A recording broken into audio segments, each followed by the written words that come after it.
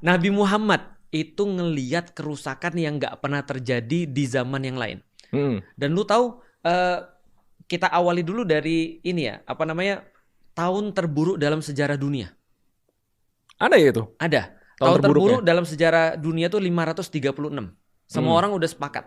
Karena pada saat itu untuk sekitar 70 tahun, 50 sampai 70 tahun ke depan, bumi itu benar-benar paceklik gara-gara ada gunung meletus di mana-mana. Paceklik itu apa? Paceklik itu Gue ada bahasa-bahasa yang harus gue... bukan kemarau panjang.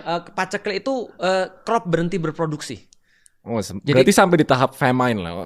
Famine. Ya? Orang nggak bisa makan banget. gitu. Benar. Karena parah bangetnya gini, gunung meletus di mana-mana, mendung sehingga kemudian ngalangin cahaya matahari. Akhirnya seluruh dunia itu benar-benar gagal panen semua. Dan orang-orang hampir nggak pernah ngelihat sinar matahari dalam kemudian beberapa bulan ke depan. 536 itu adalah tahun terburuk dalam sejarah dunia, lanjut 50-70 tahun. Lebih gelap daripada sekarang berarti?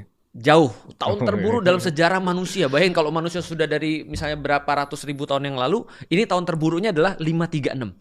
Dan tebak, kapan Rasulullah lahir? Sekitar sana. Tahun gajah. Oh iya, gue ingat itu di Tiba ya. Tiba, betul. Nah, jadi tahun gajah 570. Jadi Rasulullah itu lahir, dia melihat dari segi fisik dan mental kerusakannya parah banget. Parah banget. Ada orang ngubur anaknya sendiri. Ngubur anaknya sendiri karena dia nggak mau punya anak selain laki-laki. Dia malu kalau punya anak perempuan. Ketika punya anak perempuan, lu kebayang nggak sih?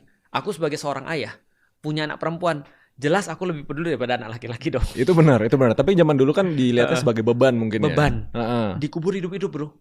Hidup-hidup dikubur. Itu tradisinya orang-orang Arab pada saat itu. Nah, tidak radikal hanya itu, radikal. Punya istri bisa 40 sampai 100. Lu bisa bayangin gak sih? Kalau contoh ya, kalau ini simulasi ya. Simulasi walaupun aku nggak akan. Aku nikah umur 20 tahun, setiap tahun aku nikah satu istri. 60 tahun aku punya istri yang bervariasi antara umur 60 sampai umur kayak koleksi sih, bisa dipajang gitu kan. Nah, ketika seorang Arab mati yang punya istri banyak, istrinya diwariskan. Emang gitu konsepnya dulu? Benar, konsepnya gitu. Lu bayangin aja, kerusakan apa lagi? Riba merajalela.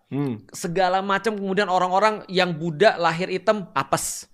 Karena dia bakal jadi budak kan gitu kan ya.